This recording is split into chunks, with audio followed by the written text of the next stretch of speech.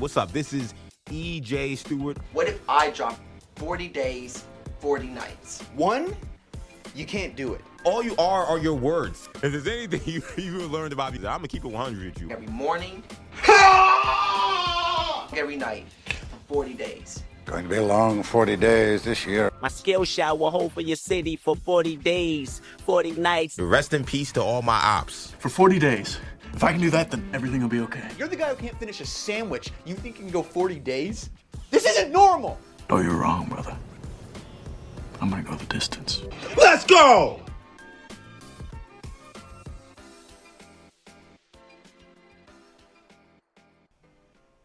Let's go is right. What's up? This is EJ Stewart. You are watching 40 Days, 40 Nights. Yes, a show hosted by your boy, talking all things sports, talking all things pop culture, whether it comes to Marvel, DC. We got a new entry into the fray when it comes to random pop culture commentary from EJ today. That's going to be a lot of fun. Day 8 here on this 40-day odyssey where I'm doing 2 live shows per day.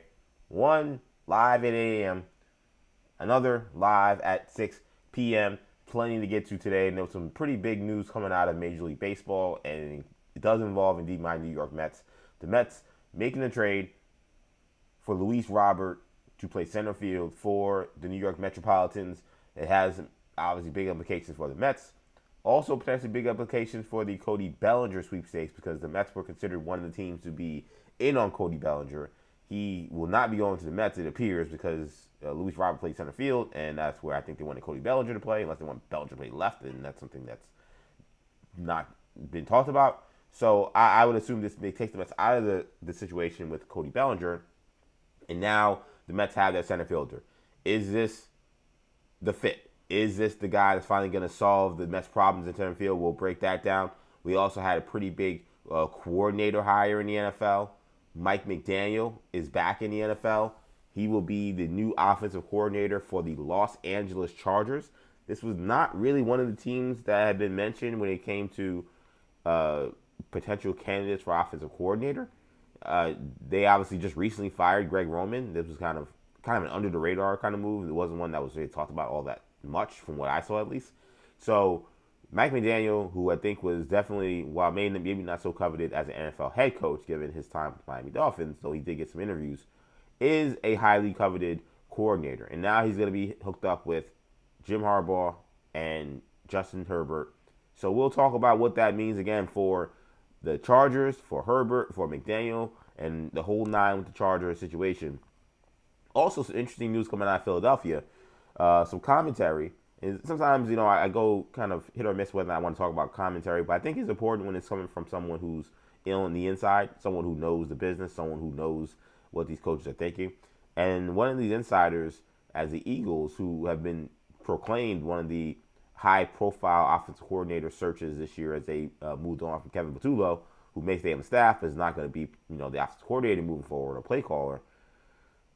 An insider says that job that everyone's talking about, and the Eagles fans certainly coveted all these guys. They coveted Mike McDaniel as one of the guys, essentially. Not a great job. Not one that coaches are running to, and we'll break down why that is. But I found that to be very fascinating. So we got some coordinator stuff to get to today. Also, I love beef. I don't know if you know it. I don't know if I talk much beef. Well, I guess...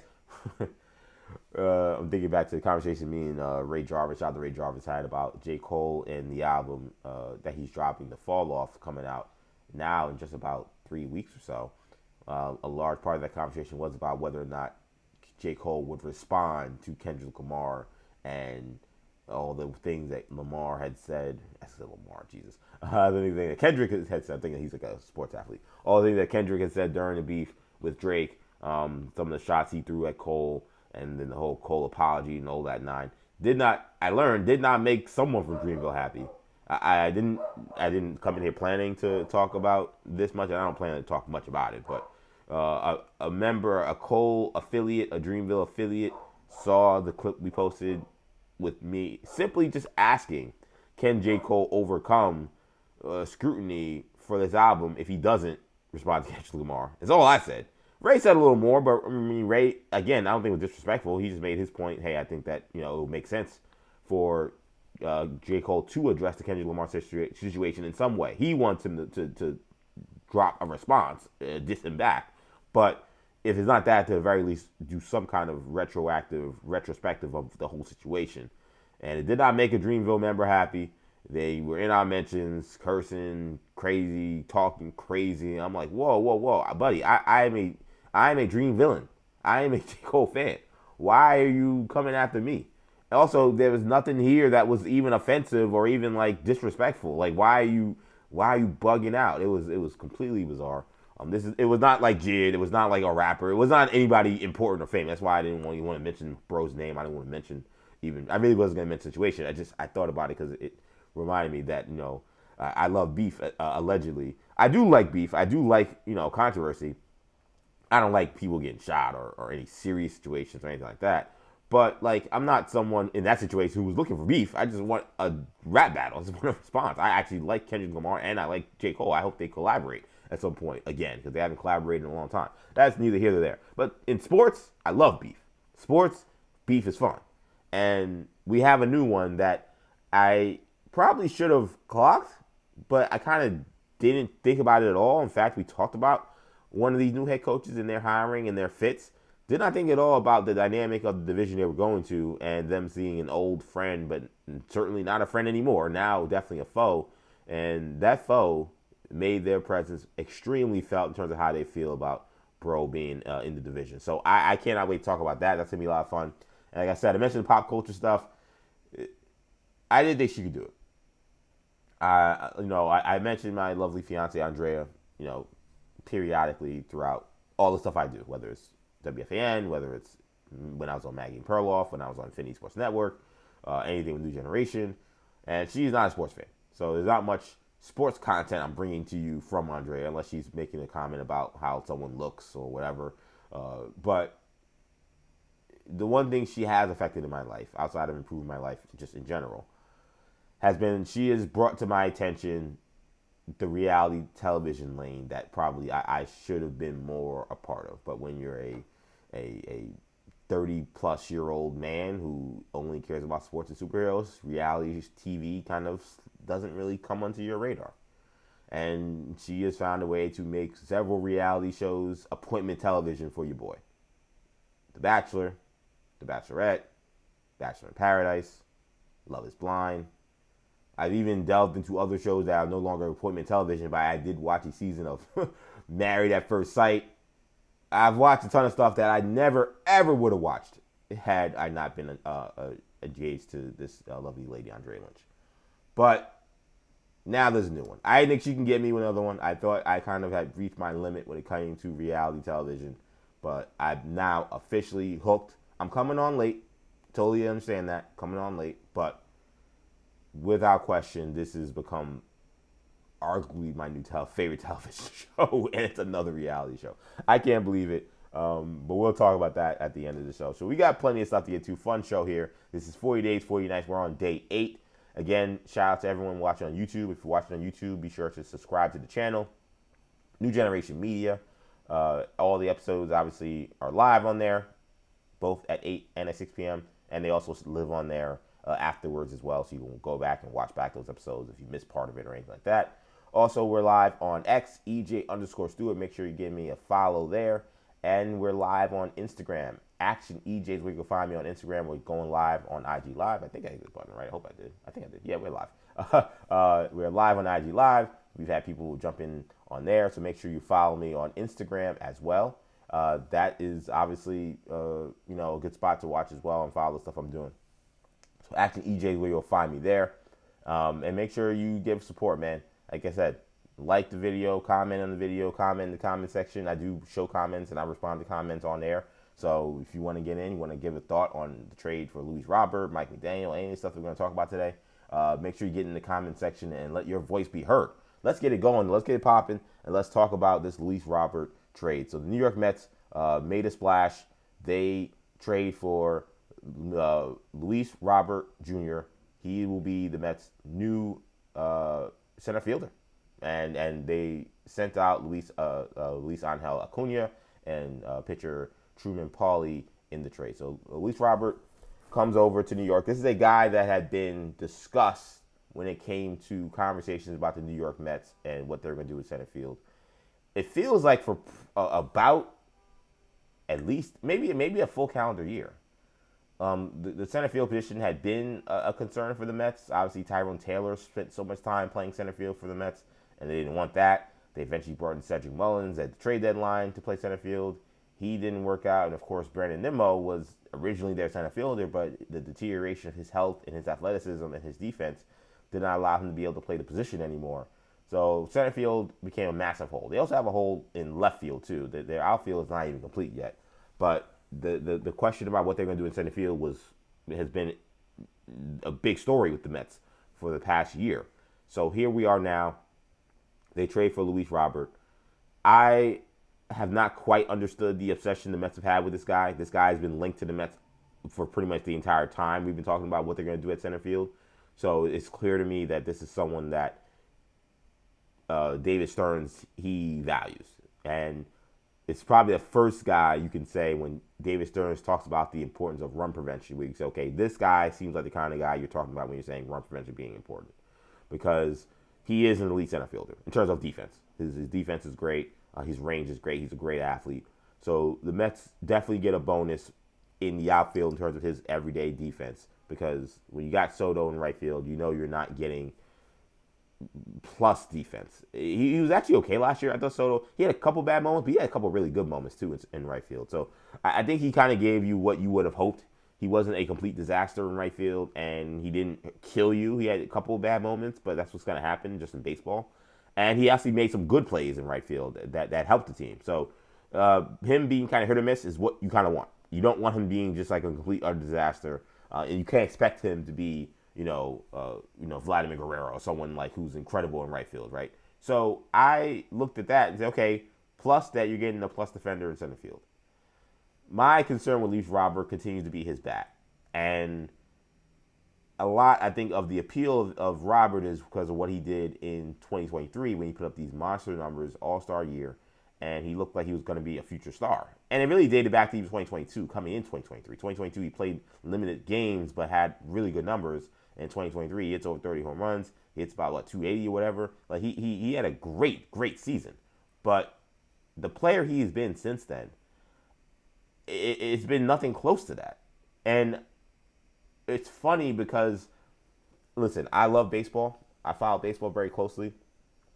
It's a sport that's very interesting sometimes because, if to be honest, basketball's had this situation too, where how you kind of judge players and how good or bad they are, it feels like it's changing almost every year, where there's a new metric, there's a new stat, there's a new thing that shows that the guy that you think is actually bad is good, and the thing you think makes a guy good is bad. It all came with the influx of the sabermetrics and analytics from, obviously the Bill James era of baseball. So it's funny because I feel like all the metrics that I know show you that Luis Robert's a terrible hitter. He played for one of the worst teams in major, or not one of the worst teams in Major Baseball the last 2 years. He hit 220, but 220 is not just it. It's not just, there's a batting average. I know people say, don't look at batting average. He has a terrible on-base percentage, terrible OPS. He's just not a good hitter. He's been a terrible hitter for the last 2 years. And yet, there's a lot of mental gymnastics I'm seeing from folks trying to explain away how he actually wasn't as bad as we think he was.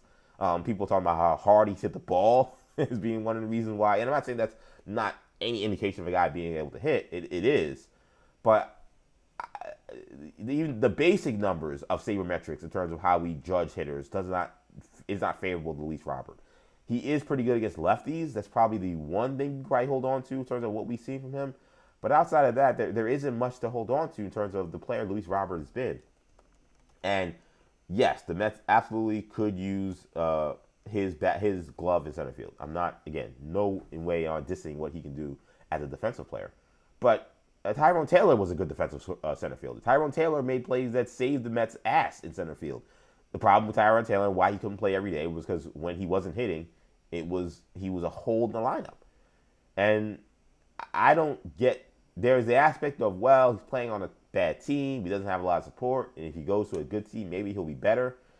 And I get that maybe to some degree. Like if you're the guy in the lineup and you're the guy that you're worried about, and they're not, you get no protection from anybody else. You got nobody ahead of you that's a threat.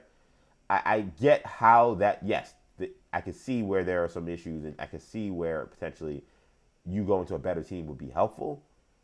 But I don't know. It's just 2 years of essentially the same production, 14 home runs on average last 2 years, about 40, 50 RBIs. He also misses games. He missed 60 plus games in 2024.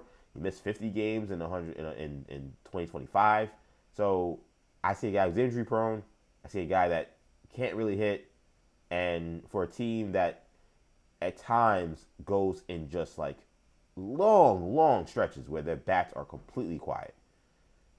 I just have a little trouble figuring out how you could keep this guy every day in your lineup and have him perform like this. I think it's gonna drive Mets fans crazy, and I'm not all that thrilled with bringing in Luis Robert Jr. because of I don't trust his bat.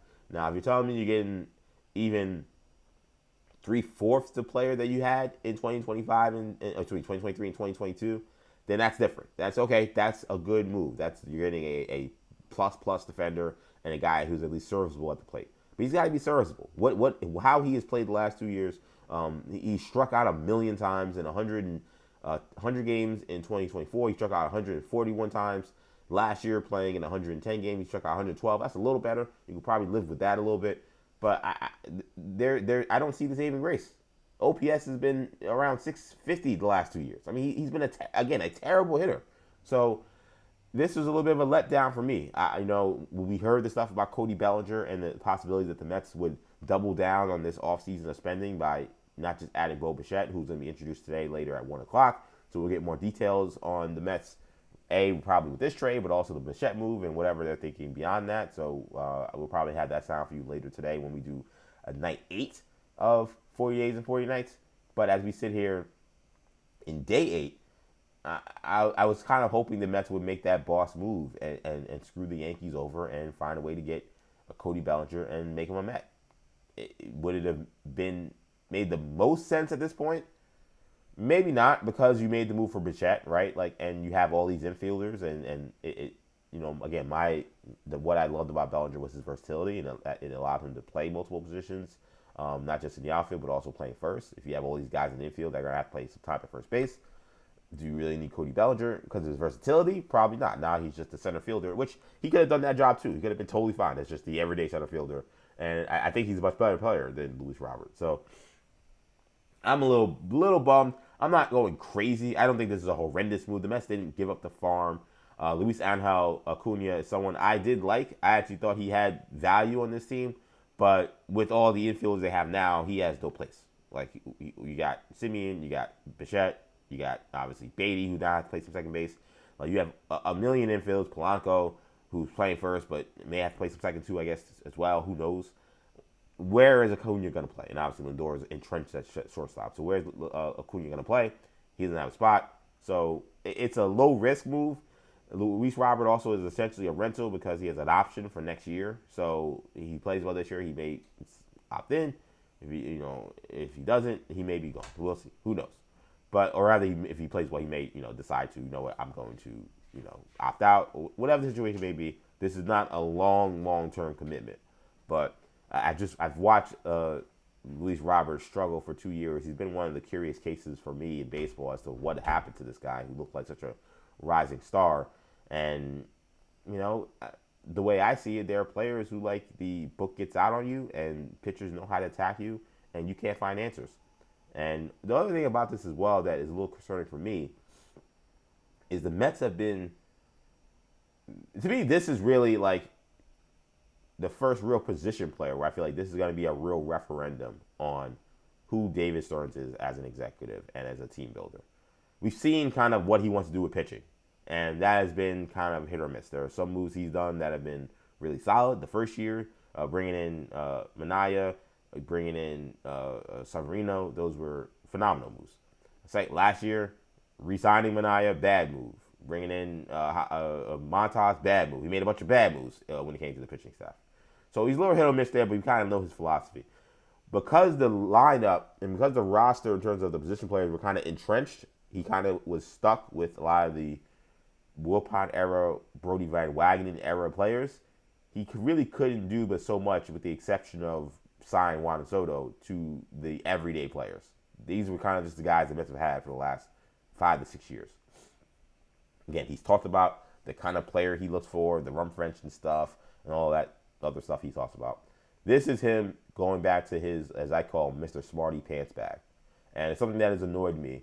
It's this idea that I feel like he again, despite the numbers showing clearly that Luis Robert has been a bad hitter, that he knows better than us, and he knows better than us and most, and that he will be able to be the guy to put this person in a position to be highly successful for the Mets, where he wasn't for the White Sox.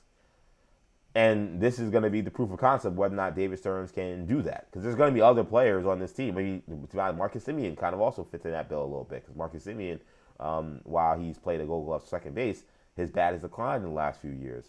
Like, he's another example of like, what the infrastructure in the system that David Stearns has put in place, can this resurrect hitters? Can this be a place where guys who didn't perform other places come here and thrive? We're going to see. This is going to be the year where we're going to find out. There's going to be probably other guys that are going to be brought onto this team that are going to be kind of hit or miss guys that we're kind of going to have not be sure about. And we're going to learn really quickly whether or not David Stearns knows what the hell he's doing. The pitching thing, the jury's out as far as what I've seen. But when it comes to this aspect of the team, this is his first real, true go at making a team in terms of the baseball diamond, the guys that are out there in the field, in his image. And the image right now is kind of weird, to be honest. Like, I don't like. Okay, Luis Robert, great defensive player. You put him in center field. You talk about you want to be a good defensive team. But for a guy who talks about how important defense is, you got Polanco, who's never played first, playing first base as your primary guy.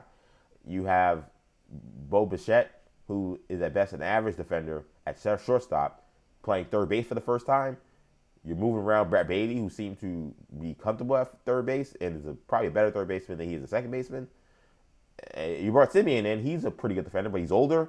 So, like, if you have an idea of what exactly is the motto for what a David Stearns team is, I would love to hear it. Go in the comment section and tell me what is this team David Stearns is building. I don't really understand it or get it, to be honest. I don't see the clear vision for what this is. I see a great defensive center fielder, a right fielder making $70 million a year, a top shortstop that was already here, and then a bunch of question marks on the rest of the infield. I don't know what the answer is in terms of what's the kind of roster David Stearns is trying to build. I don't really get it. I don't really quite get it. So let's go to the comment section. My guy Ariel, shout out to Ariel, aka Marquito, my boy. I have so many Luis Robert rookie cards thinking he was going to be incredible. Sad trombone. Yeah, this guy, his first 2-3 years, again, not many games, but he was raking. 2021, 13 home runs, a 338 average in just 68 games. 2022, 12 home runs, 284, in just 98 games. Like, in the 68, obviously 2021 obviously was the COVID year. Like, and then 2023, 38 home runs, 80 RBIs, he hits 260. The guy looked like he was going to be a stud. The guy looked like he was going to be one of the best players in baseball, arguably, especially when you consider how great he is defensively.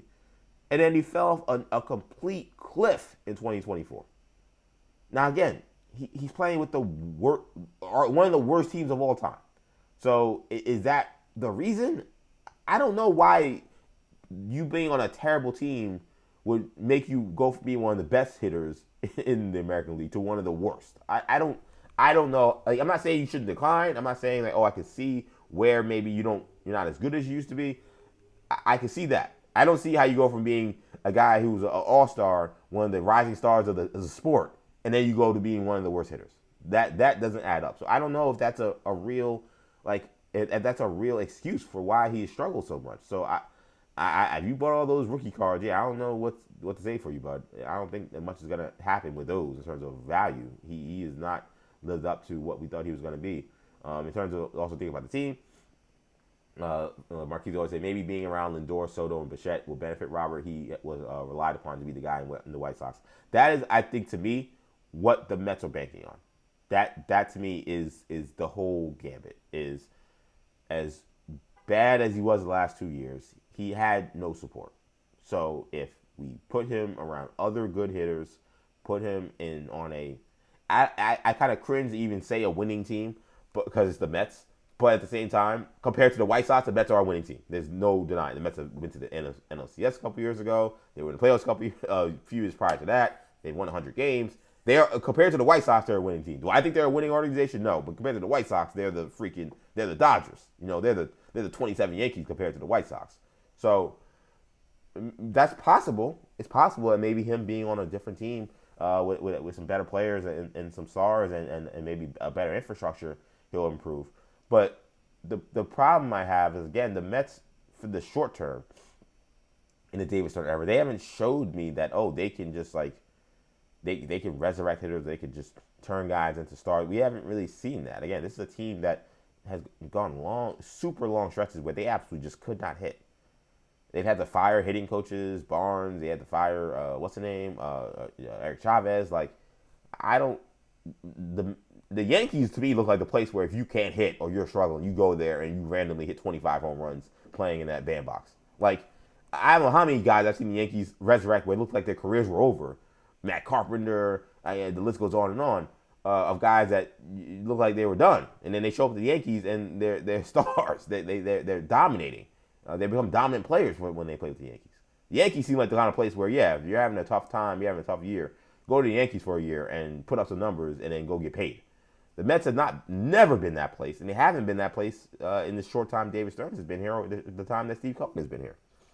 So that's going to be the game, man. Can Robert get back to that form that he was in when he was playing on the White Sox team that was a good team, that was on the rise, that did have a lot of stars? Can he get back to that wave, to that production? We'll see. But I think this is a fascinating move. I'm very curious if there's any other. Well, I'm curious if there'll be any other big moves. It feels like there has to be for the Mets because left field is still a major question mark, and they still need an ace. They still need a starting pitcher. This trade doesn't preclude them from doing that at all. I don't think Luis Angel Acuna is going to stop them from being able to get a Freddie Peralta or anybody like that. So I think that this really has no impact on that. But they're going to have to address their starting rotation because we've talked about they got all this stuff with the position players. Oh, you're losing Nimmo, you're losing Alonso. Okay, you're bringing in Simeon, you're bringing in Bichette, you're bringing in Luis Robert. But the Mets, at the end of the day, and Andrew Claudio, who does a Mets podcast, and obviously he works with Nick Film School, shout out to him. He said it extremely well when he was defending Pete Alonso. The Mets had the worst pitching staff for the last 2 months of the season. Guys could not get out of 5 innings. Bullpen, awful. Yes, they had issues with their lineup and they had guys who couldn't hit. But they also had horrendous pitching down the stretch. And their starters ran out of gas. And outside of Nolan McClain, you could not rely on anybody to give you a solid start on every 5th day. You couldn't. So what are they doing to address that? They've done nothing. Not one thing has been done to address the starting rotation. Do they just think that it's just going to fix itself? Okay, Nolan McClain gets a full season as right now he's the ace of the staff the way I see it. Okay, that's one guy. Sharmanaya looked like he was damaged goods last year. He's just going to be healthy this year. He had elbow problems. I don't look at elbow injuries and say that, I feel confident that he'll be able to just overcome that. What happened to David Peterson in the second half of the season after his all-star first half? Is Jonathan now going to be more steady in the rotation as a starter? I mean, he's a super young kid.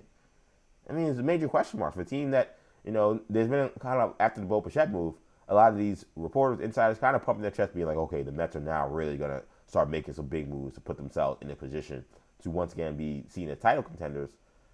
Luis Robert doesn't do that for me. And not addressing the starting rotation doesn't do that for me. So I think the jury's still out on the Mets offseason. But we're starting to see at least some of these things start to come into place as to exactly what they are trying to do with this roster. Let's get to some other stuff that's happening over in the sports world. Again, if you want to comment on what's been going on with the Mets, what's been going on with all the stuff that we're going to be talking about today, you can get in the comment section both on YouTube and on IG Live.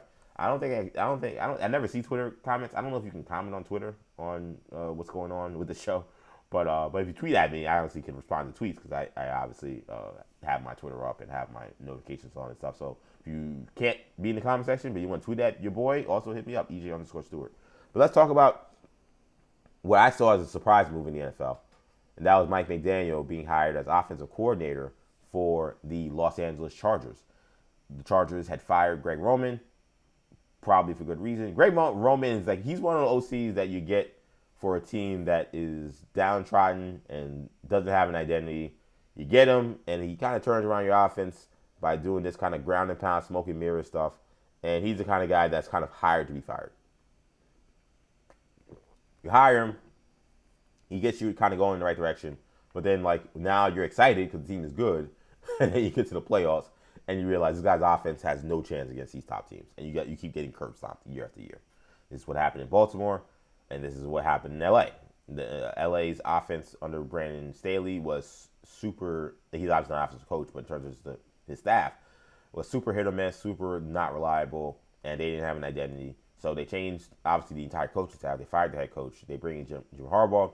Harbaugh comes in with Greg Roman, identity. We're going to run the football. We're going to be physical, and we're going to take our shots when they're there at the quarterback position. But we're not going to just be a team that's going to throw the ball 40, 50 times.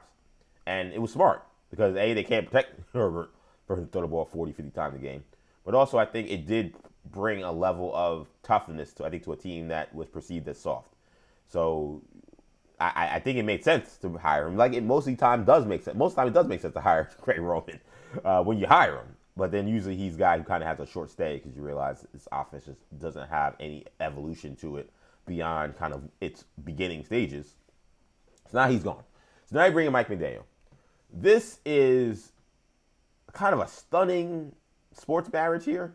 First of all, you want to talk about the oddest combination of coach and coordinator. This probably is it. Mike McDaniel and Jim Harbaugh, the quotables we're going to have from these two for the entire season alone is going to make this glorious just as a sports fan, as a person sitting from afar with no interest in the Chargers in any major way, just one funny storyline, funny headlines. You're going to have it with these two guys hanging out for a whole year. This impressed me from Jim Harbaugh.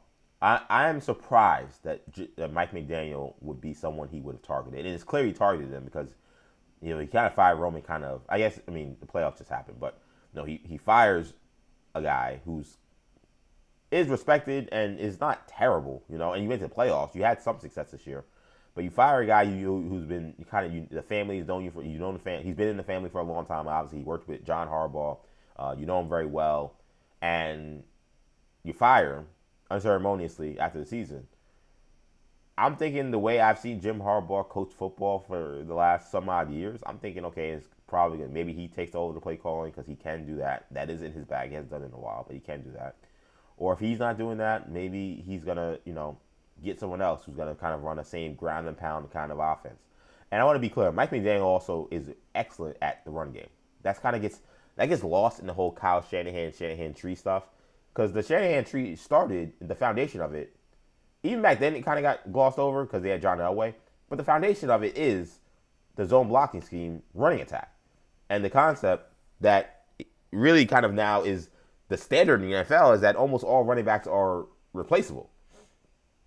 That it didn't matter who was playing behind a Mike Shanahan offense in the backfield. As long as they had the right offensive line, his scheme was going to get running backs open. There were going to be holes. That's why Terrell Davis could be a 7th-round pick guy and a special teams guy and become their starting running back and run for 2,000 yards. It's why all the teams that he played for, all the running backs he's had over the years, it doesn't matter who's in the backfield, they have a 1,000-yard guy. This is Mike Shanahan I'm talking about. Mike, the old school guy, the OG of the Shanahan system. And McDaniel obviously comes from that tree. So running the football is a fundamental staple of the Shanahan offense. I know we think of McDaniel, we think of all the points, all the speed and stuff, but that is also important too. In that part, it kind of does make sense a little bit that Harbaugh is going to want to run the ball still, and he's going to be able to do that with Mike McDaniel, who's going to be able to coach that well. But it is also peculiar as well that he would go for a guy who I think is going to be more aggressive as a play caller, more aggressive offensively. Jim Harbaugh is an extremely conservative offensive head coach. So I commend Jim Harbaugh for going outside of his family. Again, he wasn't a Greg Roman type or someone he coached. I don't think Jerome Moore is going to have a job anytime soon. He seems that he has an issue, but it wasn't someone from the Michigan tree or anything like that. He went completely outside and said, I need to find simply the best play caller to help my superstar quarterback, who he thinks is the greatest of all time. He literally, his words, not mine. He thinks Justin Herbert is one of the all-time greats and that he is basically a walking god. And again, this is not hyperbole. These are the kind of things Jim Harbaugh said. But it was clear that the team infrastructure, one, and the play calling, two. I know he's if man, and it sounds like I'm making excuses. I'm not the Justin Herbert excuse guy. But it's very clear that whatever Jim Harbaugh thinks he is, there's no way he's going to be that with the team they have right now. With the coaching staff, with the injuries, and with the weapons they have. So I now look at the Chargers coming into this offseason, and I would look at them as a major player potentially for big-time receivers, an upgrade at running back through the draft. I mean, upgrade running back. They got running backs. Maybe not running back, but I definitely see them as a team that's going to be aggressive in terms of maybe overturning this wide receiver room, something that's been kind of long overdue. They let Keenan Allen go, and the wide receiver room was so bad they had to bring him back. I think this is going to be a 2.0 version of the Chargers that is probably the first time, if you're a Chargers fan, I would actually be really excited about maybe what's to come. Because it feels like it's been the same old story with the Justin Herbert hard Chargers, man. A team that on paper looks like they should be really good and looks like maybe they could be a sneaky contender. Injuries destroy them on the offensive line, and the lack of playmaking on the wide receivers and the lack of creativity offensively ends in a playoff blowout where your quarterback, who's, again, supposed to be a superstar, completely flops. It's been the same story every year. And something drastic was going to have to happen in order for them to change this. This, I think when I think about Jim Harbaugh, this to me is drastic. To say Mike McDaniel is going to have his own vision, his own thoughts about offense. And look, it's a copycat league. I'm not going to say that Jim Harbaugh doesn't know anything about the Mike McDaniel system or the Shanahan system. He's a smart guy. He's a smart head coach, smart offensive coach. But this is a departure from Harbaugh ball. And I think that's a good thing. I really do. Because at this point, Harbaugh, in terms of whatever his offensive philosophies are, I don't think that's why he's there. I think Harbaugh is there as a culture builder. Harbaugh is there as a rah-rah guy. Harbaugh is there as the CEO type for this team. That's the role he kind of evolved into at Michigan, is the role he's taken with the Chargers. So I don't think it matters if they're running the quote-unquote whatever a Harbaugh system is. And in fact, I think in the NFL, it's probably less likely you're going to be able to win running a quote-unquote Harbaugh system. So I love this for the Chargers. I think this is a great hire.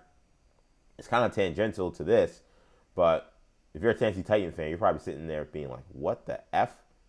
So you're probably already disappointed, a lot of them are, about the hiring of Robert Saleh, because you have the former number one pick, Cam Ward, who showed flashes of brilliance, but clearly needs a lot of coaching in order to reach whatever potential you think he has. And he wasn't going to reach it under the terrible coaching he was getting under Brian Callahan. So you come in this offseason, you fire him.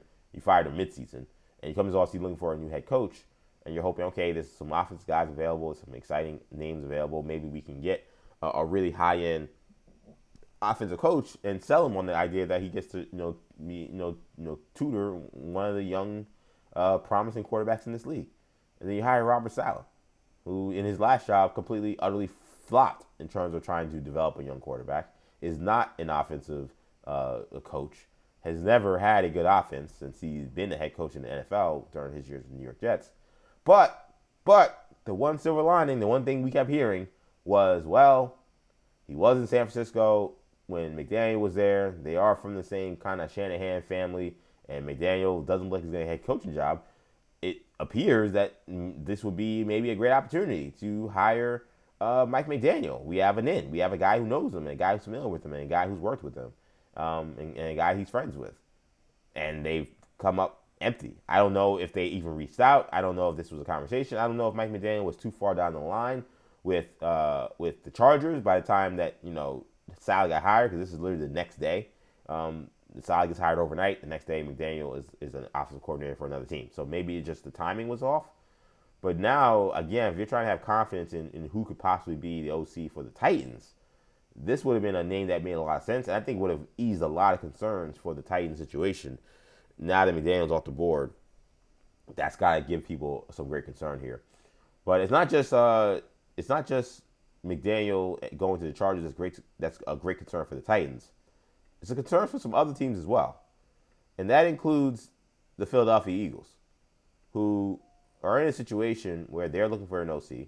They have been in a spot where they fired Kevin Stefanski and have reassigned him to potentially take on some other job. He ain't calling no plays anymore after what happened this year. And he had been much maligned. This is basically what happened a couple years ago when they fired Shane Steichen. They promoted from within, and the offense sputtered, and they starting 10-0. They flopped the rest of the way and lost in the first round of the playoffs. It feels quite similar to what happened in the 2023 season. So now here we are again. Eagles looking for a star OC to fix their broken offense after a disappointing season. Extremely similar story. Mike McDaniel now off the board. We had the report from Rossini a couple days ago, or last week, that she said that two of the top candidates for this job were Mike McDaniel and Brian Daboll. Brian Daboll, I believe, has spoken to the Eagles, but there's been no update, obviously, on whether or not he actually may take the job or get offered the job in any way. And Mike McDaniel's now on with another team. So it led to a conversation that I thought was interesting.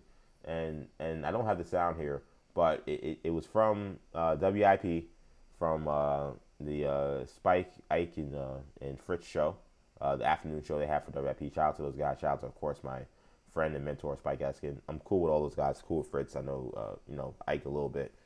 Great show. Awesome guys. And they do their thing over in Philadelphia. And they brought in Diana Rossini, who she's from Jersey, and so she has Philly ties. I think we've had her on Maggie Pearl all the time. I think her dad is like a diehard Philly fan as well, or maybe her husband, something like that. So she's got ties in Philly. She knows the Philly situation. She knows what's going on. And also, she obviously knows the NFL, right? She's an insider for The Athletic. She's always got great scoops and great information. And she said when it came to the Eagles OC job, and I thought it was a great question for Spike Eskin. I know my friend Spike was fighting with people on the internet. Some guys said that this was a dumb question, that the Eagles offensive, who wouldn't want to coach the Eagles offense at this point? I'm like, well, one guy who you wanted didn't. So I don't know if it's such a dumb question at this point if the guy that everybody wanted said thanks but no thanks. But anyway, I know Spike was defending this question, but I thought it was a great question. And not just because he's my friend and my mentor, it's just it's not something I really thought about. Because I, in theory, like on the surface, never would have considered the Eagle OC job to be radioactive, but Diana Rossini made the case that actually it is, and she was asked about it, and he asked her a simple question: is the Eagles' offensive coordinator job attractive to coaches? And she said no, and her reasoning was simple: it's a high-profile job, it's a job with a lot of people who are looking at what's happened, where they have a new coordinator every year, and yeah, there's concern and people wondering about whether or not this is really a place that you could thrive. There seems to be inner strife in terms of the locker room. Again, the being in Philadelphia alone is so much scrutiny when it comes to being the offensive coordinator for the Philadelphia Eagles. Like, not every football fan base is rabid, like, more so than others. The true diehards obviously know who the offensive coordinator is and stuff. But I think, generally speaking, like the general football fan who has no clue about anything except they watch their team on Sunday, that's a lot of people, by the way, they don't know who the offensive coordinator is for their team. They may know the head coach and they know the quarterback because, like I say, everybody knows the quarterback. But they don't know any of this other stuff. They don't know who the defensive coordinator is, offensive coordinator is. They don't know who the left tackle is. They don't know that kind of stuff. They know the quarterback, they know the head coach, and maybe they know a couple of stars. That's it. That is not Philadelphia. Philadelphia is just different than probably any other American NFL city. Maybe you could argue Dallas also is that in tune in terms of their fans knowing everything about the team, in part also because Jerry tells you everything about the team 24/7. But besides Dallas, maybe, I don't think there's another place where the fans are super in tune with not just the coach and the star quarterback, but everybody on the team and everybody on the coaching staff, and definitely the offensive coordinator. Nobody, a WIP call, that's the radio station in Philadelphia, the top radio station. Nothing a WIP call loves more than to call onto the afternoon show or the morning show and be and moan about the offensive coordinator and the play calling. How do they call that draw play? Why aren't they running Hurts more?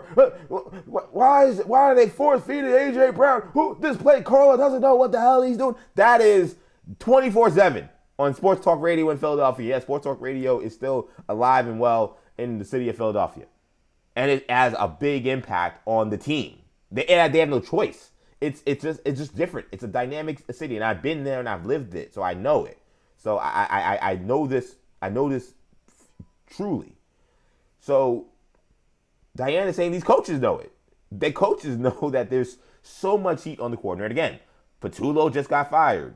Homie before they got Kellen Moore got fired. Like after just 1 year for being promoted, because there's so much scrutiny. And if you don't perform well and you're perceived to be the problem, they will call for your head every single day, which is what happened this year with Kevin Patullo.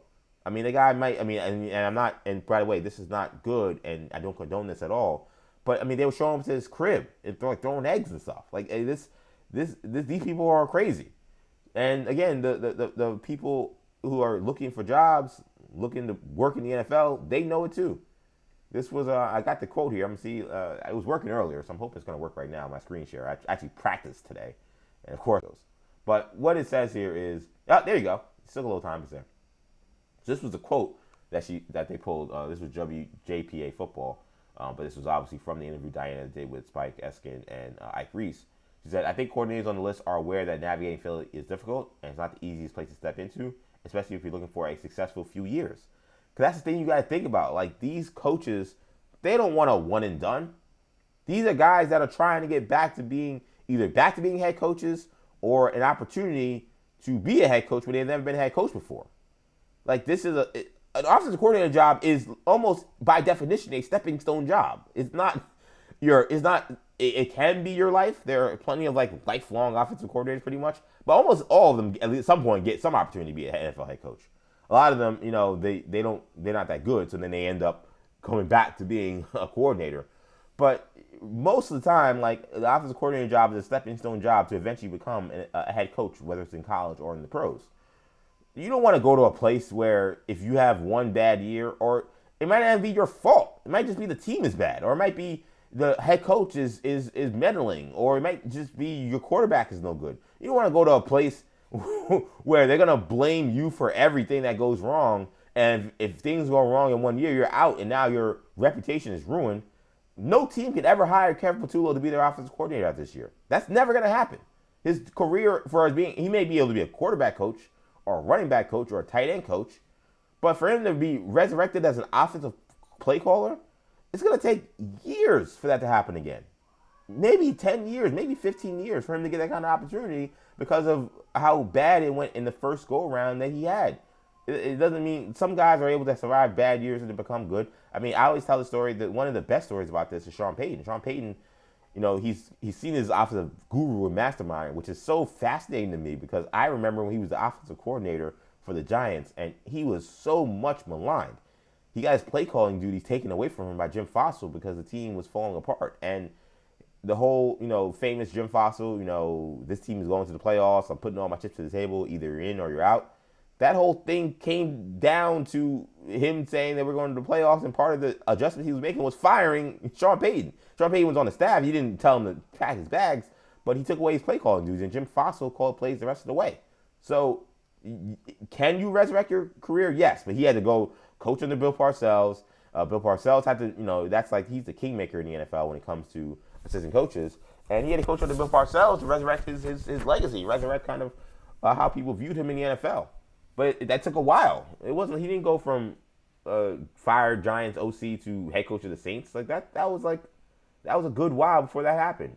And that was a lucky, really bizarre kind of like situation. Like that doesn't happen very often. You get lucky enough that Bill Parcells takes a liking to you and he gives you another opportunity. Most people probably wouldn't have given Sean Payton an opportunity, given it was looked at and said, wow, the Giants only got good when they stopped letting that guy call plays. And now he's considered, again, this offensive mastermind.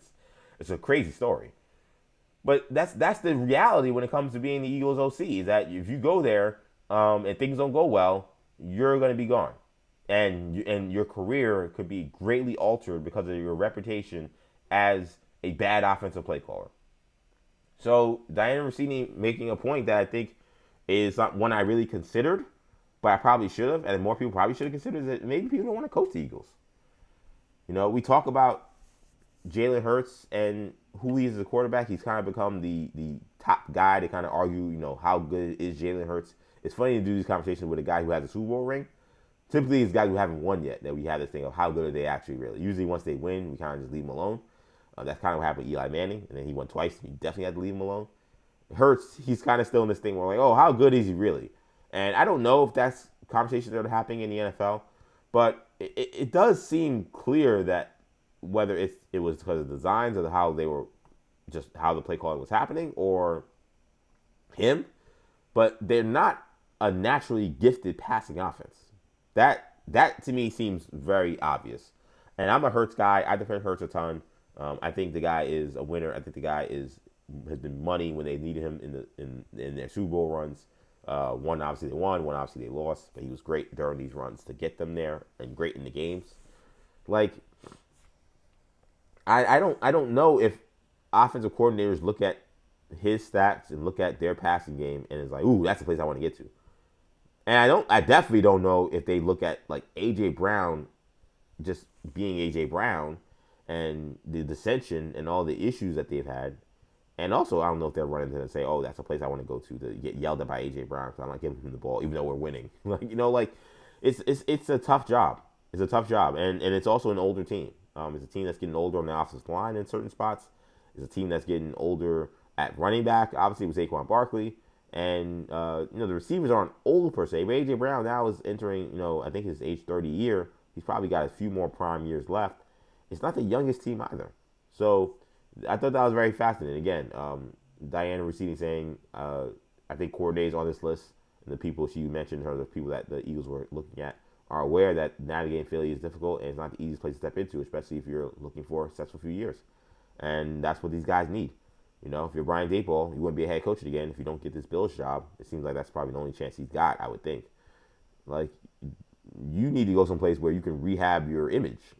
If Philly is not the place to do that, Philly's not the place to do that for anything, let alone being an offensive play caller. Like, you're going to go there, that's one of the toughest places to coach, one of the toughest places to be in terms of being a public figure because they're so critical. So, I mean, Eagles fans might end up being very disappointed in whoever they hire. The guy may end up being really good, but the names that they've brought up, if Diana is right, that job is not attractive to people because of the difficulties that come with it, you might have to really temper your expectations when it comes to what you're expecting for the Eagles in terms of OC. We got John Lean in the chat. I believe he's an Eagles fan, so shout out to him. He's saying, talking about Kevin Stefanski, he was horrendous design runs for Hurts all season on 3rd and long. But it's ironic because people wanted Hurts to run more. I'm not defending Kevin Stefanski. He was definitely terrible. But people wanted Hurts to run more, but maybe 3rd and long is not the place to do it. And the way I've described the Eagles offense, I think is a fair, accurate way to describe it to me, is that it just looks and feels remedial. It just looks very simple. It doesn't seem like they're really scheming anybody open. It doesn't seem like they're doing anything complex. And it's not to say that if you're not complex, you're bad. Like, sometimes simple is good. Sometimes simple works. Sometimes simple makes sense. So simple worked the year before. Though, Kellen Moore is a little more advanced than Kevin Patullo type. But I don't think the offense, even the year before, was super, super advanced. But it's heavy predicated on, we have 2 top receivers who, one guy is a physical specimen, the other guy is an expert route runner, and we think they should be able to beat man-to-man coverage consistently. So we should be able to go out there, drop back Hurts. We're not going to motion guys. We're not going to try to do any unique thing to pick plays, anything like that. We're not doing any of that. AJ Brown, you stand there. Devontae Smith, you stand there. Beat your man. Get open. and Hurts will hopefully throw an accurate pass.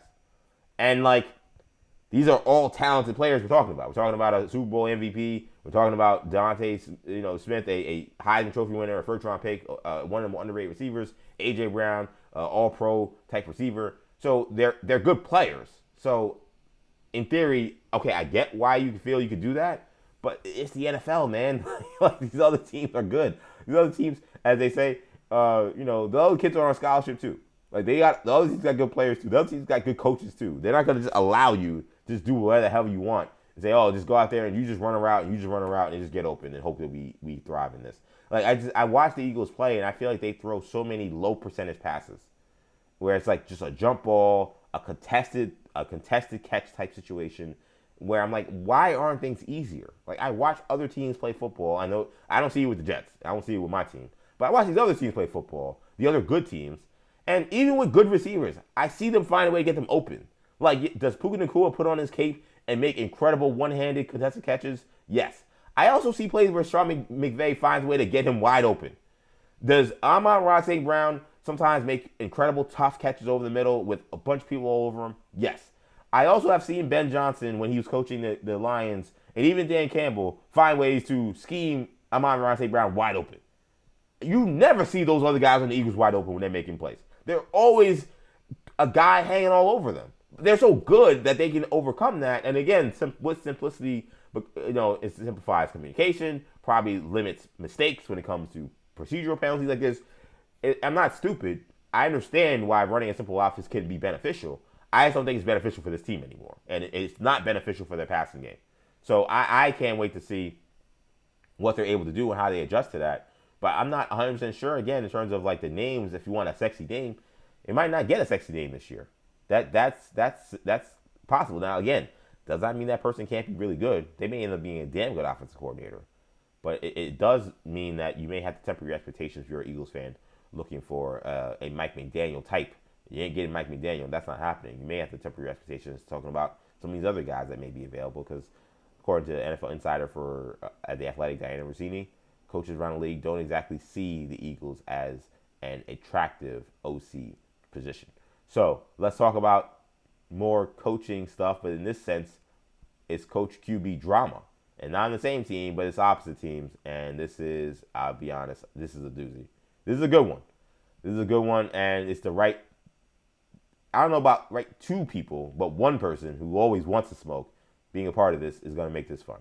So Baker Mayfield had some harsh words for new head coach for the Atlanta Falcons, Kevin Stefanski. And look, Falcons, Buccaneers, it's a division rival. I think of the rivalries. I don't think they got. I know the NFC South rivalries. I think aren't as quite familiar with the rest of the country. Some of these are actually way more intense than people realize. Like I've learned how intense the Falcons Saints rivalry is. Like those are serious ops. I think because we assumed it's just SEC country down there and they only care about college football, and for a large part that is true. We kind of poo-poo the NFC South rivalries, but there is some real bad blood between some of these organizations, some of these teams. And there is some bad blood between the Falcons and the Bucs. The Falcons won a game this year that I think essentially cost the Bucs a chance at the playoffs. They won on Thursday Night Football in dramatic fashion, and we thought maybe this was the beginning of Raheem Morris saving his job. Remember, he yelled in front of the camera. He was all hype. Did not. Of course, he got fired. That's why Kevin Stefanski's there. But there's real bad blood, and apparently now some old baggage from Cleveland is why the bad blood between the quarterback for the Bucs and now the head coach for the Falcons, Kevin Stefanski, is real, live, and in color. Let's see the tweet here from Baker Mayfield, and this was Baker, who I think it's fair to say he has rabbit ears. He hears what people say about him. I'm not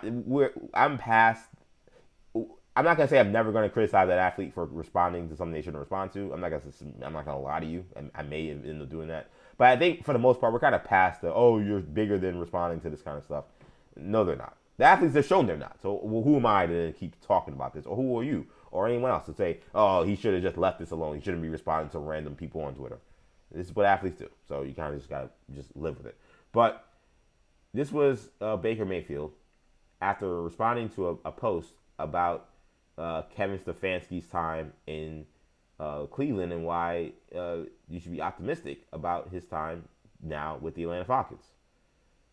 I don't know how Baker Mayfield even found this tweet. I don't know if he searched his name. I don't know how this happens. But D. Orlando Ledbetter. I don't think that's like a person of note. I'm trying to see real quickly. Oh no, he's an Atlanta beat writer. So my bad, Orlando. I don't want to diss you at all. He's for the Atlanta Journal-Constitution. He's the Falcons beat writer. So he is. So this is somebody. He's not like some rando. So fairness to him and fairness to Baker. But he tweeted, Falcons, Kevin Stefanski had a dumpster fire at QB in Cleveland. Baker Mayfield and Deshaun Watson failed, which started a chain reaction to 11 other starters. Shedeur Sanders closed out the season with 7 starts. I don't even know what this tweet is a reference to, and obviously he covers the Falcons, so I could only assume. Okay, it looks like it's a part of like his article on. So maybe it's like a columnist kind of thing. I know he's a beat writer. Maybe it's like an opinion piece on the Kevin Stefanski deal. But I'm not sure. Otherwise, I'm not sure why the impetus was to just blow up the Cleveland Browns here. But I guess it's Orlando trying to make the case that, listen, like you can say what you want about Stefanski and like maybe the poor offenses. He didn't have the quarterback to make it happen, and I largely agree with that. I don't know if I say dumpster fire when it comes to Baker Mayfield, but it clearly didn't work out, and by the end, Baker was too hurt to really be an effective player. But definitely strong words, and those failures definitely did make. But like those experiments failed, and it did lead to chain reaction that led to all these other guys having to play quarterback for the Browns during this time, including Shedeur Sanders. Baker Mayfield did not take this well, as you can very see. He did not take this sitting down. He tweets back, "Failed is quite the reach, pal. Still waiting on a text/call from him after I got shipped off like a piece of garbage. Can't wait to see you twice a year, coach." By the way, this is not Kevin Stefanski didn't say this. This is just some guy. This is just a reporter for the Falcons giving his opinion on like why Kevin Stefanski struggled with the Browns towards the end and the issues that they've had at quarterback. And he's using this as a way to highlight what he feels like is a slight from Kevin Stefanski. And can't wait to see you twice a year, coach, tells me I can't wait to see the end of these games, however they end.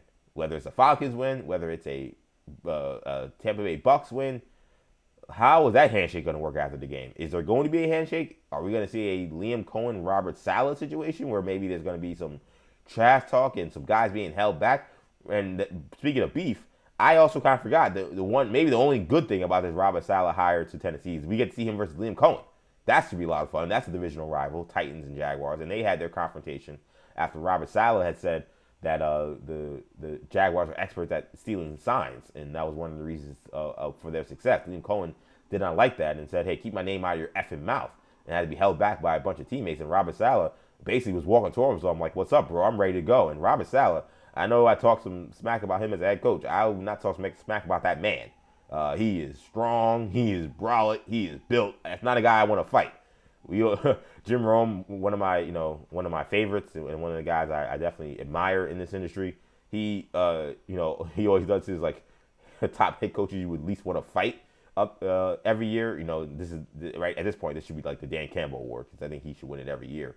But Robert Saleh's very high on that list. Very high on the guy that don't want any piece of. But Liam Cohen wasn't afraid and was not scared, and he was talking his ish. He wanted all the smoke. So we got a good, fun rivalry happening now between those two guys in the same division. Now we're going to have this with Baker Mayfield and Atlanta Falcons head coach Kevin Stefanski. Stefanski is kind of he's kind of an unassuming, kind of anonymous type of guy. He's not someone who makes crazy comments or, makes headlines. So Baker just throwing him into now a fray, like whether he wanted to or not, this is now what's happening. It kind of makes this also pretty funny. I will say one thing about this, and I'll say this also before I say it. Like, I have really kind of no issue, and I have great respect for athletes in terms of what they need to do to hype themselves up and motivate themselves. Especially NFL players. What you have to do, you have to be a lunatic to want to get on that field and get basically destroyed and physically assaulted by 250, 300 pound men for 60 minutes. That is not something I'm interested in. It's not something a lot of you probably be interested in. The money is good, but I don't know if it's that good. Especially when you know you're going to have probably brain damage. Like, it takes a lot of heart to be an NFL player. It takes a lot of heart to be a professional athlete.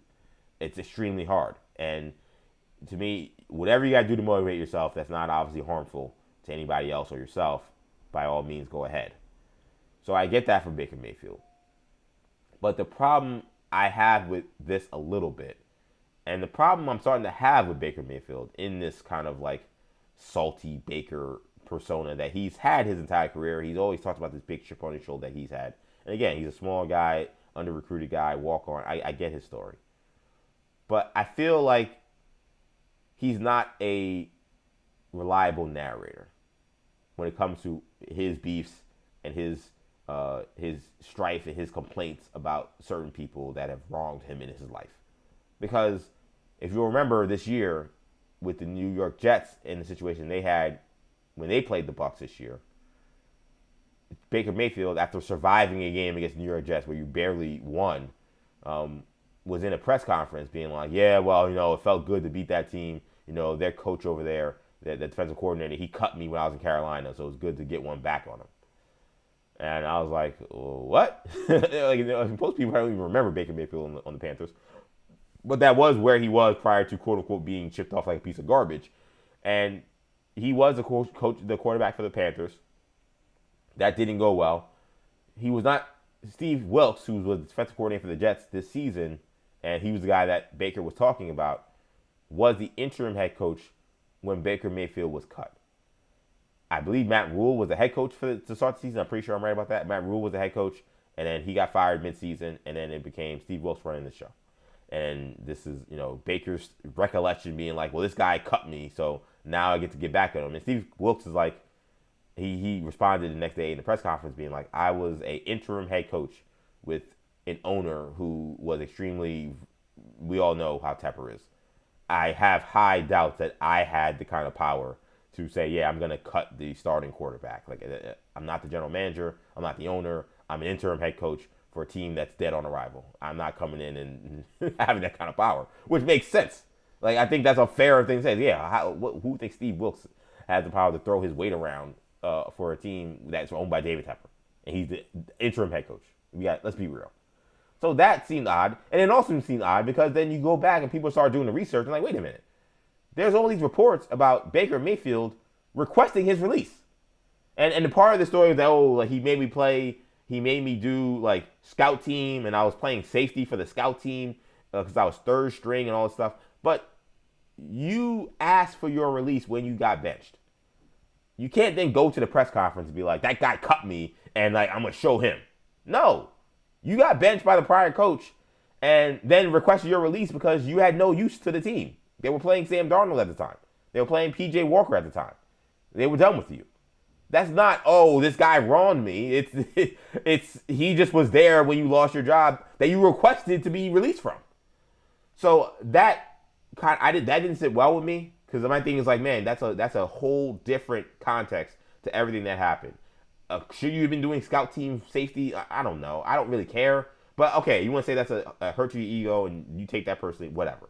But to go in a press conference and be like, that guy cut me and now I showed him when he kind of didn't cut you and you asked to be cut is not necessarily how the story went down. It kind of makes you look a little suspect. I go back to this situation, which I don't think is quite as egregious. But as soon as he tweeted this, most people putting out the tweets being like, remember that year where you requested a trade? Baker Mayfield, during the whole Deshaun Watson pursuit, when it was very obvious the Browns badly wanted him, and then if you remember, the Browns were actually eliminated from contention at one point. He was talking about the Falcons, he was talking to the Falcons, he was talking to the Browns, and I don't remember the third team. There was 3 teams he was talking to. And at a certain point, he was eliminating teams. It was almost like Survivor or The Bachelor, where he was like, I'm sorry, you did not get a rose. And at one point, the Browns actually didn't get a rose. They were actually told, thanks, but no thanks, we don't want to go there. And they were eliminated. It was after they got eliminated from the Deshaun Watson sweepstakes that then Baker Mayfield requested a trade. This is all documented. It's fact. Actually, I'm glad I'm prepared. I have it here. I have the article. You can see it for yourself. I'll play it for you right here. Baker Mayfield requests trade from Cleveland Browns. Says it's in best interest of both sides to move on. Baker Mayfield requested trade from the Browns. He tells Adam Schefter that it's in the best interest for both Cleveland and him to split. It's in mutual interest for both sides to move on. The relationship is too far gone to mend. It's in the best interest for both sides to move on. The Browns, however, were not accommodating his request at this point in time.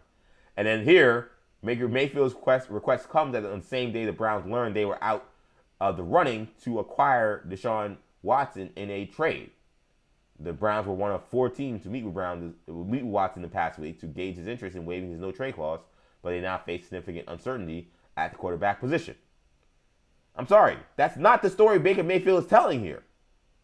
Baker Mayfield is saying that I'm still waiting on a text and call from me after I got shipped off like a piece of garbage. Bro. Like, you can't say I got shipped off like a piece of garbage, but then also have the abandon trade. You can't have it both ways, man. And again, if he wants to think that, he could think whatever the hell he wants. I don't care. Again, you out there, you get hit by 300-pound linemen every day. I'm not going to tell you how to motivate yourself. But this feels like the Joker in Dark Knight. When he's like, you know how I got these scars? And he's telling you a different story every day. Like, do you want to know how I left the Browns? I feel like tomorrow Baker Mayfield will come up with a different guy to be upset about in terms of why he left the Browns. Or he come up with a different person to blame for what went wrong in Carolina. This kind of thing, just from a fan perspective, it's hard for me to really get behind the underdog, lovable Baker Mayfield when he's telling these stories that are half-truths and lack context. You were not shipped off like a piece of garbage. You wanted to be traded. You requested to be traded. You said it was best interest to move on. Now, again, similar to the Panthers situation. Like, should you have been playing scout team safety? I don't know, probably not. They probably should have found some other random practice squad guy to do that. And here, okay, should you have been not called or texted by the coach that was letting you go to say, hey, we're trading you, best of luck, bye? Maybe. I don't know. Like, Stefanski probably should have called him. But you requested a trade. Like, you became, I don't want to use the word insubordinate because, you know, it's a weird sport and you got to look out for yourself. But, like, you became a malcontent. You decided that you wanted out of Cleveland. I don't think if you're requesting a trade, it's kind of like the Micah Parsons thing. Like, am I going to cry because you didn't get a phone call from your coach that said goodbye? The team told you. I don't know. I assume Andrew Berry would have called him. Someone had to tell him he was getting traded. So, I don't know, but, like, that's a big part of the story. It's a big part of the story that you're saying this guy didn't text me after he shipped me off like a piece of garbage. And on the surface, you're like, oh, man, damn. Like, okay, Baker, like, it didn't work out, and he got hurt at the end. Like, damn, y'all didn't even call him? That kind of sucks, I guess. You'd think they would have called him at least. Especially because it was kind of delicate what was going on. But then you go back and say, wait a minute, he requested a trade. He got what he wanted. He wanted out of there. And now he's upset because they didn't text him a call, so I don't know. All this to say, this, in terms of who I'm rooting for, is hard to, I think, again, Baker, I think it makes it hard to root for him when he kind of makes these half-truths about his career and his life. It is highly entertaining and does make him highly fun to follow. And I am very invested now in these games between the Falcons and Bucks, games that I would not have cared a rat's ass about at all. Now I care a great deal. I didn't think we'd have Baker Mayfield 2 days after Kevin Stefanski gets hired as Falcons coach, already taking massive shots and already calling the shot, being like, can't wait to see you twice a year, coach. I mean, that is crazy petty. But Baker Mayfield, he's the, Steph Curry says he's the king of petty. Baker Mayfield has got to be a duke or a prince or something in the hierarchy when it comes to petty sports athletes. This guy doesn't forget anything. And this guy wants all the smoke. I do love that aspect about him. But come on, bro. You're demanding a trade. You can't demand a trade and then be like, you shipped me off like a piece of garbage. It doesn't make sense. It doesn't add up. And especially when you tried to kind of like hold the Browns over a barrel because you thought you had them because they were doing this pursuit of Deshaun Watson. You were upset about it. Rightfully so. You're the guy. You're the franchise guy. Now they're looking for your replacement and they're publicly doing it. I totally get why you were offended by that. But like, then you thought you were holding them over a barrel when Deshaun said no and said, oh, now this is the time to be like, yo, get me out of here. Like, now what are you going to do at quarterback? You lost out on your guy. It just didn't work out for you because they ended up getting their guy. Now, it turns out that was the worst thing that could happen to them. So you still got the last laugh in the end. You went to you didn't, Carolina was terrible, but you eventually got to the team you needed to get to, which was the Bucs. And you've resurrected your career. You're one of the better quarterbacks in the league now playing for Tampa. But it's like he's missing a big part of the story. You say you got shipped off like a piece of garbage, and you don't mention, by the way, I also requested a trade. kind of, it's a big little like matzo ball, as they say. It's a big matzo ball out there that you're not addressing that we need to discuss in terms of the context of everything that happened. Though I can't wait. I don't think Kevin Stefanski's been introduced yet. I'm kind of waiting for that, which kind of makes sense. I guess Giants were first with Harbaugh, so he will be the next guy. So this press conference is probably coming soon. And Baker may have been strategic with that. He may have probably known, oh, this guy actually has to talk soon. Wouldn't it be great if I could like kind of up in his press conference and make him forced to answer questions about me? It's brilliant, man. In that sense, Jay Baker's brilliant in that regard. But definitely harsh words for Stefanski. I'm trying to make a prediction who's going to have the last laugh at this. And I'll be honest, it's probably going to be Baker. The problem with this is neither team has like this super rosy outlook. Baker's lucky his head coach didn't get fired this year, and they fell off a cliff, and they're an older team in certain spots as well. I've said I think the Falcons was an underrated, pretty good job, but it still is a job with a ceiling because they're the Falcons. So I don't know. To me, these are two teams. It's kind of Spider-Man meme. They're kind of looking at each other like, or it's kind of like it's a little bit of a sad meme. But that video on the internet with the two guy in the clown suits kind of fighting on the basketball court. And they always say it's two athletes people don't like that are arguing or beefing. The Falcons and the Bucs are kind of like the two clowns on the basketball court fighting. Like I don't know who's the team that's going to come out with the last laugh. Those franchises where they're at right now, they don't get the last laugh with anything. So especially the Falcons. So I don't know who's going to get the last laugh with this, but it's going to be fun to follow. Shout out to Baker Mayfield, man. That guy is never boring. I can say that about him. He's never boring. He's always fascinating.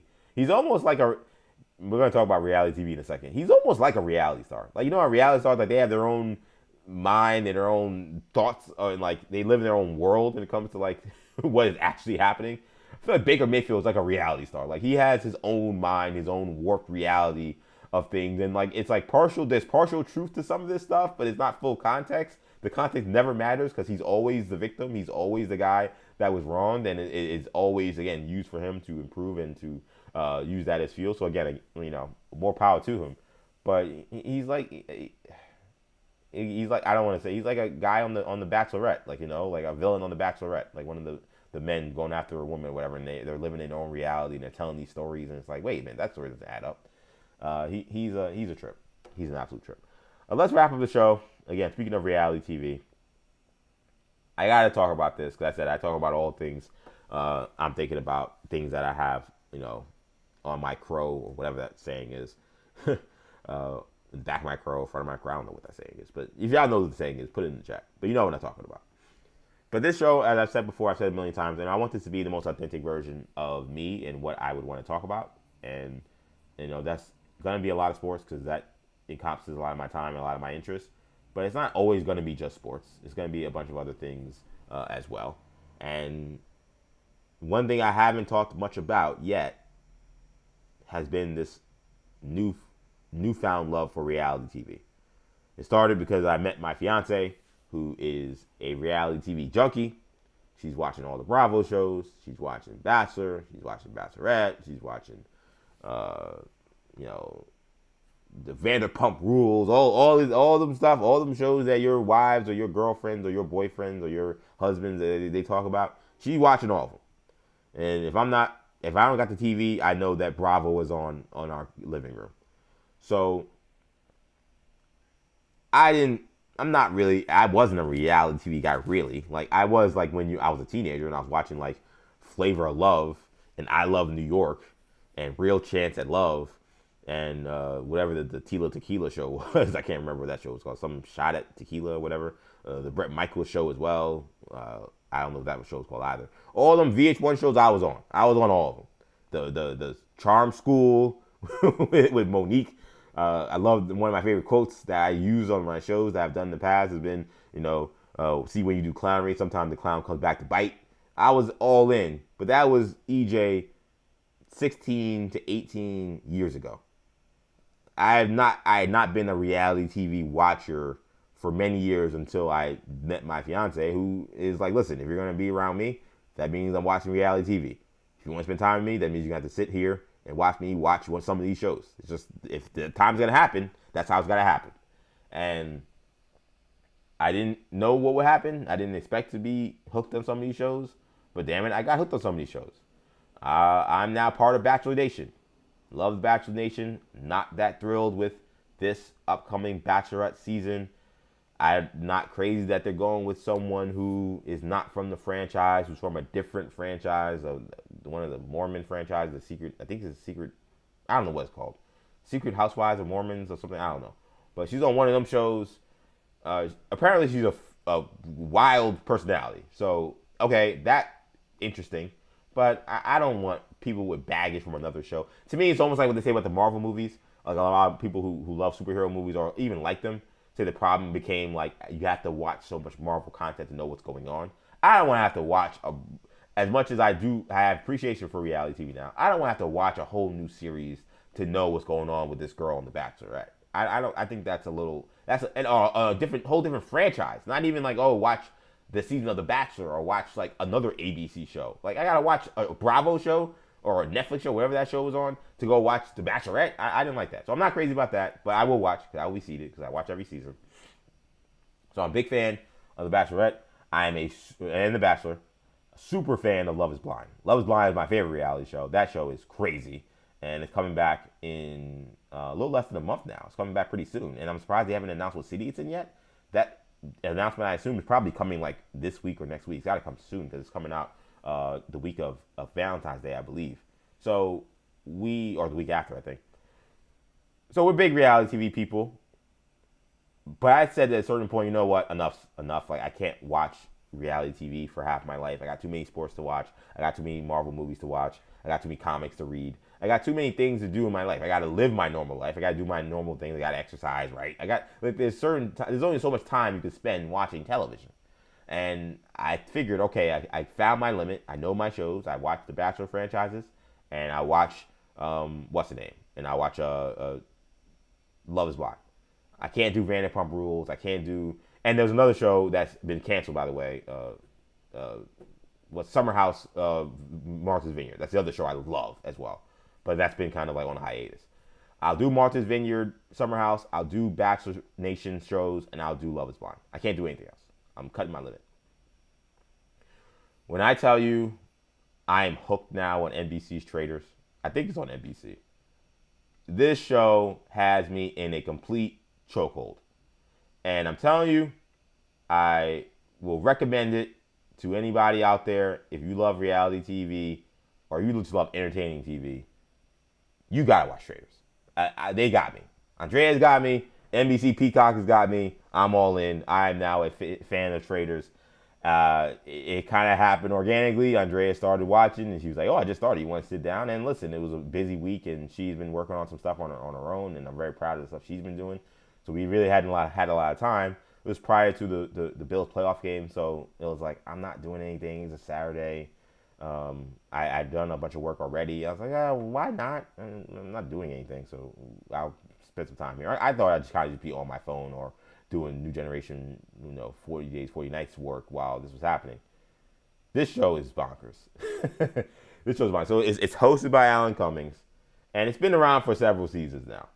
But I thought this was season 2. Apparently, she said it's like season 4 or whatever. But Alan Cummings, the actor who, by the way, Nightcrawler. So that got me. I was intrigued by then already. I'm like, oh wait, that guy's playing Nightcrawler, he's been Nightcrawler. Like, okay, I like this. I'm interested. He's funny, by the way. He's just a funny guy. He's a funny actor. But it's hosted by Alan Cumming.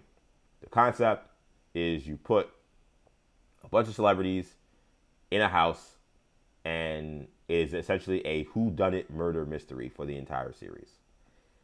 It's called Traitor because there are multiple designated traitors within the house, and the goal of the non-traitors is to find who the traitors are through challenges, through just conversation, through just living in this house with people, seeing how they're acting. And of course, the goal of the traitors who are in this house, who are in these challenges, who are working with all the people. They're all together. They do everything together. The traders are trying to keep their identity a secret so they can, they're not actually killing anybody, but they can quote unquote murder somebody every night.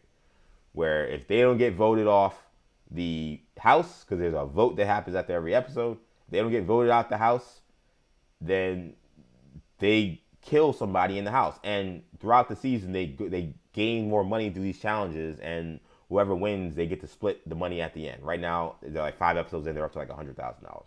So you want to stay in the house, obviously, because you want to get the money, you want to be at the end, but you need to find the traders as quickly as possible. Otherwise, you could be off at any given night. And when I tell you the stuff that's happening this season, the people that they have for this last season, I'm all in. Donna Kelsey, who's Travis Kelsey's mom, is part of this season. Michael Rappaport is part of this season. Johnny Weir is part of this season. Who else is on this season? A bunch of housewives from the Housewives series. The collection of people is so bizarre. Because you got like Colton, who was a bachelor, who was gay, who came out later in his life. He's had a bunch of other like scandals regarding stalking and things like that. He's a part of this. It's a bunch of kind of like not necessarily the greatest folks, people that you necessarily want to like support or in any way, which maybe makes them like prime suspects to be a traitor because you think maybe have traitor instincts or traitor personalities. But then there are also people again like Donna Kelsey, who's like this just like mom who everybody loves, and then there's like a chef, a celebrity chef. There's some comedians. Like it's just a random collection. You've seen these random people having to do these challenges, having to work together, having to try to put together the murder mystery of who is murdering people every night. And it's fun. It's a great show. I suggest and request all you guys get on it because I don't think this will be the last time I probably will mention my love for traders. I'm hooked. I'm all in. And what I'm upset about is because, Andrea was binging it the other day. We got to watch every episode. We watched probably 4 episodes in one day, or at least 3. But because we got through them so fast, now I'm caught up. Like we watched this past week's episode just yesterday. And now I'm at the point where now I got to wait to see next week's episode. And I'm like, oh man, I don't want to wait for another week. I want to just keep watching them, And I know their previous seasons. I don't think I'm gonna watch those because I don't like watching old seasons of a show. The things that already happened. I feel like my instinct is gonna want to go to the internet and see like who won or things like that. I already know like Gabby from The Bachelorette won 1 season, so I already know some of the stuff that's happened. So I don't know if I'll go back to other seasons. But my goal now is I used to say my goal. I have a lot of career goals that I want to do in my life, and it's part of the reason why you're watching this stream is me hoping to reach those goals. But like I have the career goals, then I have just like the random side mission things I just want to do that I hope that if my career goes as well as I hope it will go, that maybe there are opportunities that come your way that you don't expect. So one of them was I wanted to be on Wipeout. Well, the first thing was I wanted to be the Celebrity All-Star Game. That was my number 1 goal, is to get famous enough, which I don't think you got to be that famous, considering the people that play in that game. I wanted to get famous enough that I could play in the Celebrity All-Star Game. So I could, cross up, a Secretary of State, something like that. And obviously, I had this devastating knee injury. So I think my celebrity basketball playing dreams are probably over. I don't think I'm going to be playing in any celebrity events after injuring myself during a celebrity event. The other thing I want to do was I wanted to be a contestant on Wipeout. I just think I loved Wipeout. It's not a reality show, but it's a game show. I love the ABC version. I haven't really watched the new version hosted by John Cena, but in my college years, I watched literally every episode of Wipeout every weekend or every week whenever it was on. And I just thought it was the funniest show. I just thought it was funny, and I'd seen one of those shows you would see from Nickelodeon, like a Double Dare or something like that. And I was like, I want to be on that show. I want to go and jump on some big balls and get punched by a fake, punching glove. It's bizarre, but it's something I wanted to do. I swear to God, this is something I wanted to do.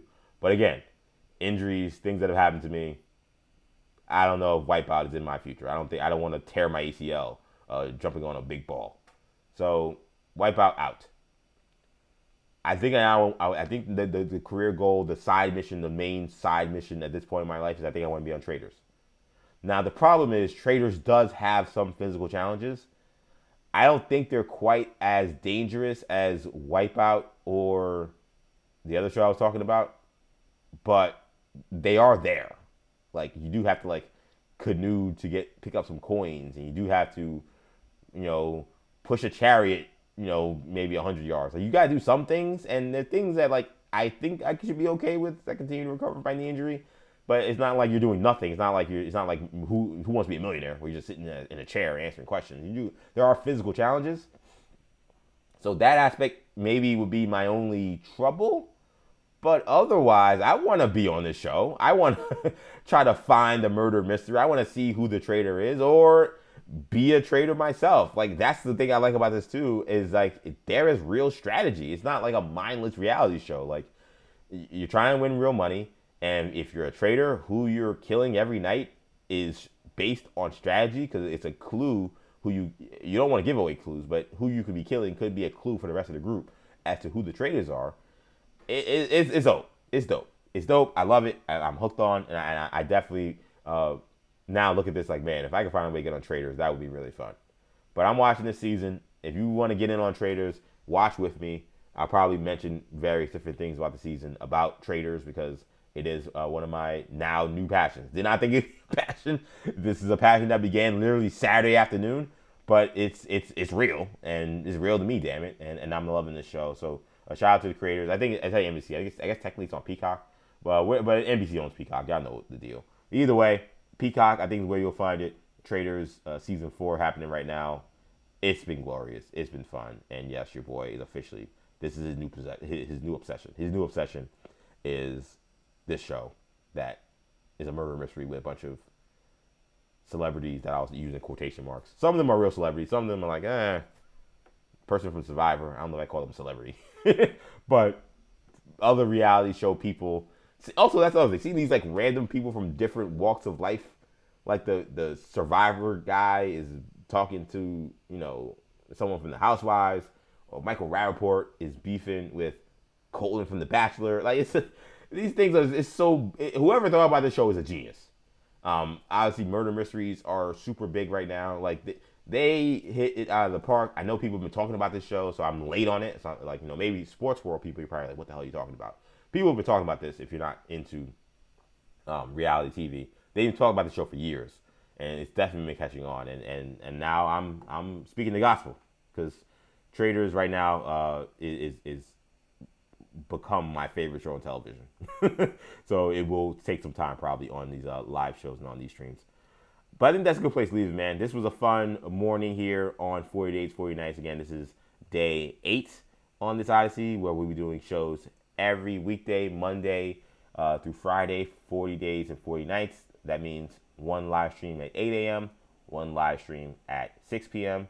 Those live streams can be seen on our YouTube channel, New Generation Media, on X, EJ_Stewart, and on Instagram, Action EJ, where we're streaming live.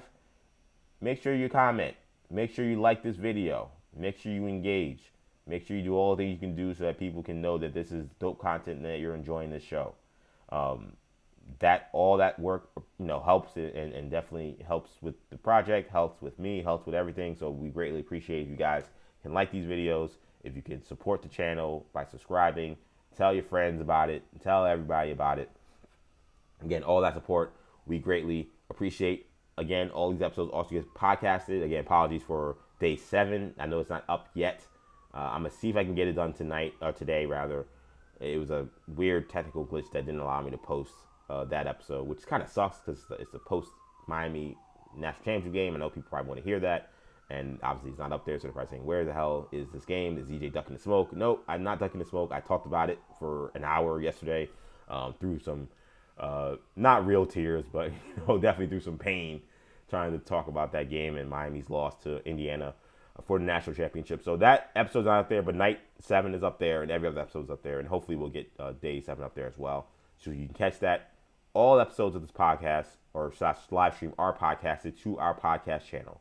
New Generation Podcast Network is where you'll find these episodes. You can find it wherever you get your podcasts. Audio, Apple Podcasts, Spotify, SoundCloud, Stitcher, TuneIn, any audio streaming service you use that does podcasts, we should be up there. So you'll search New Generation Podcast Network. Don't search 40 Days or 40 Nights. I don't think you'll find it.